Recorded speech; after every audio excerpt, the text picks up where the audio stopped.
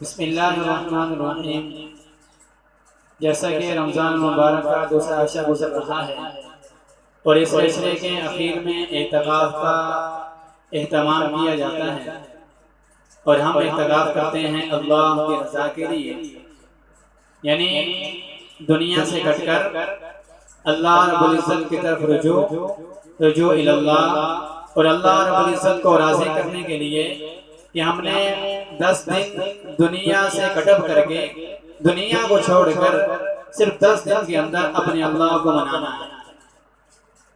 तो एतकाफ़ इसके अंदर जो किया जाता है वो सुन्नत मुअक्कदा अलल किफ़ाया है और 10 दिन का एतकाफ़ सुन्नत है और 10 दिन के अलावा का एतकाफ़ नफल है। अब इसका वक़्त ये जान लें कि कुछ लोग लाइल्मी के अंदर एतकाफ़ 10 दिन का करते हैं, लेकिन टाइम पर ना आने की वजह से उन्हें ये बात मालूम नहीं होती कि मेरा एतकाफ़ सुन्नत मुअक्कदा है या नफल एतकाफ़ है। तो इसका वक़्त ग़ुरूब आफ्ताब से पहले है, यानी ग़ुरूब आफ्ताब से पहले मस्जिद के अंदर आ जाना और रोजे को मस्जिद के अंदर ही इफ्तार करना। अगर ग़ुरूब आफ्ताब के 2 मिनट बाद भी वो शख्स आया तो उसका सुन्नत एतकाफ़ नहीं होगा।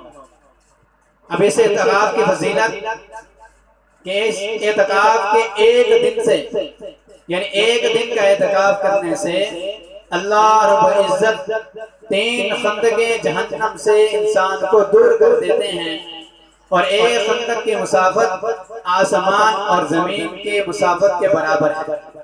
ये जितनी मुसाफत आसमान और जमीन की है इतनी दूरी अल्लाह रब्बुल इज़्ज़त इस बंदे को जहन्नम से दे देते हैं। तो 3 खंदकों की दूरी मिला लें कि एक इंसान जहन्नम से इतना दूर हो जाता है। और जिसने 10 दिन का एतकाफ़ कर लिया तो उसको 2 मकबूल हज और उम्र का सवाब मिलता है। अब एतकाफ़ के लिए चंद बातों का जानना जरूरी है कि एतकाफ़ करने वाला रोजेदार हो, रोजे का एहतमाम करता हो। क्यों? रोजा हम पे फर्ज है और एतकाफ़ सुन्नत मुअक्कदा अलल किफ़ाया है और जहाँ पर एतकाफ़ किया जा रहा है वो मस्जिद हो और उस मस्जिद में 5 वक्त की नमाज होती हो। यहाँ पर उलमा का इख्तिलाफ है कि जिस मस्जिद में 5 वक्त की नमाज भी ना होती हो तो क्या वहाँ इत्काफ करना सही होगा या नहीं। तो बाज़ उलमा ये फरमाते हैं कि वहाँ पर भी इत्काफ करना ठीक होगा अगर वहाँ 10 दिनों में जमात के साथ नमाज का एहतमाम किया जाए तो वहाँ पर भी इत्काफ करना ठीक होगा। अब इत्काफ करने वाला यानी जब एतकाफ़ की नियत से मस्जिद में आ गया तब उसको मस्जिद के इमाम से या इंतजामिया से पूछ लेना चाहिए कि मस्जिद का अहाता यानी मस्जिद कहाँ तक है, तो वो मस्जिद की हदूद में ही रहे। बाज़ को इस बात का मालूम नहीं होता तो वह एतकाफ़ के अंदर मस्जिद की हदूद से बाहर फिरते रहते हैं, जिससे उनका एतकाफ़ यानी फासिद हो जाता है और उनका बैठना उस दर्जे का नहीं होता जिस दर्जे का होना चाहिए, यानी वो उस दर्जे का उनका सवाब नहीं मिलता, वो नफल एतकाफ़ में उनका एतकाफ़ शुमार होता है। तो इस बात का जान लेना कि मस्जिद की हदूद यानी मस्जिद की जगह कहाँ तक है तो वहाँ तक उस हदूद से बाहर नहीं जाना चाहिए। जैसे कि गुस्ल करने के लिए बिला वजह जिस्म को ठंडक पहुँचाने के लिए गर्मियों के अंदर जाना तो ये भी जायज़ नहीं है।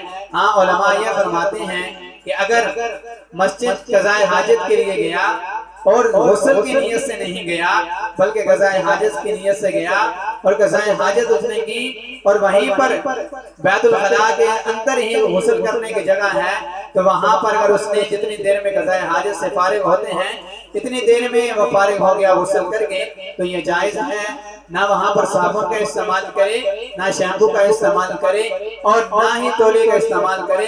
बहुत से लोग साबुन तौलिए का ले जाते हैं अपने साथ और वहाँ पर ना आराम से तसल्ली के साथ नहाते हैं, जिससे उनका एतकाफ यानी फासिद हो जाता है और सुन्नत एतकाफ उनका ख़त्म हो जाता है। और इसी तरह मस्जिद के अंदर तंबाकू नोशी करना, सिगरेट का इस्तेमाल करना या नसवार का इस्तेमाल करना ये भी जायज नहीं है। यह हुक्के का बाद देहाती हजरात इस्तेमाल करते हैं तो ये भी जायज नहीं है। इसी तरह अगर वो मस्जिद के अंदर नहाने का एहतमाम करता है तो मस्जिद के अंदर इतना बड़ा टब हो उसके अंदर नहा लिया जाए, या शीट को बिछाकर उसके अंदर ऊपर नहा लिया जाए कि आपका जो पानी है, जिस पानी को आप से नहा रहे हैं वह पानी मस्जिद के अंदर ना गिरे, तो ये भी आपका गुस्ल करना ठीक होगा।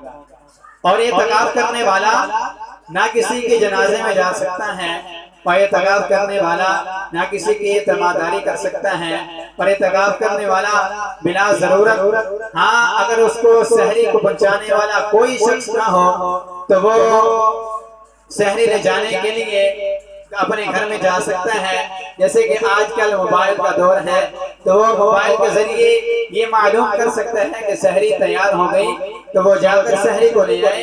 यही सूरत में कि वो घर के अंदर इस सहरी को कर ले और फौरन वापस आ जाए, कोई गैर जरूरी बात को ना करे, तो इससे भी आपका इत्काफ ठीक होगा। और बला वजह कोई गैर जरूरी बात करने से इत्काफ आपका फासिल हो जाता है।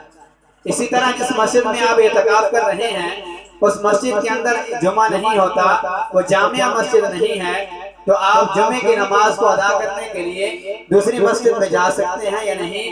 तो दूसरी मस्जिद में जुम्मा की अदा करने के लिए आप जा सकते हैं, वो भी इस शर्त पर कि आप जाते हुए भी किसी से बात ना करें और आते हुए भी किसी से बात ना करें। अगर कोई सलाम करते तो जवाब दे दें, और अगर आपसे कोई बात करे तो उसको इतना सिर्फ कह देना कि मैं मुअतकिफ हूँ, इत्काफ की हालत में हूँ, तो कह देना काफी है, और अपनी मस्जिद की तरफ चला जाए और बाकी नमाज मस्जिद में आकर अदा करें, तो ये भी इस तरह भी उसका जुमा अदा हो जाएगा और इत्काफ में कोई खलल वाक़या नहीं होगा। इस तरह जहाँ औरतें अपने घरों में इत्काफ करती हैं तो जहाँ नमाज पढ़ती हैं उसी जगह को इत्काफ के लिए यानी मुंतखब कर लेना और एक दायरा लगा लेना। इस दायरे से बाहर अगर उसने बिला वजह बाहर निकली तो उसका इत्काफ खत्म हो जाएगा। बाज घरों में तो जगह नहीं होती, लेकिन अपने एक जगह को बना लेना, एक कमरे को मुंतखब कर लेना और वहाँ पर एक छोटा सा हुजरा बना लेना। ये औरतों के लिए है कि वो और उस हुजरे से भी वो बिला वजह ना निकले, बल्कि घर वालों से बिला कोई गैर जरूरी बातें भी ना करे और अपने शोहर की इजाजत के बगैर भी वो इत्काफ को ना करे।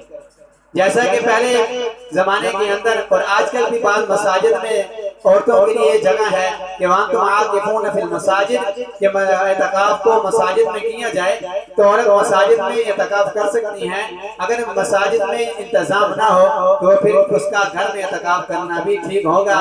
ऐसे बहुत से लोग ये इस इश्काल के अंदर पड़े रहते हैं कि घर के अंदर इत्काफ नहीं होता तो घरों के अंदर इत्काफ हो जाता है।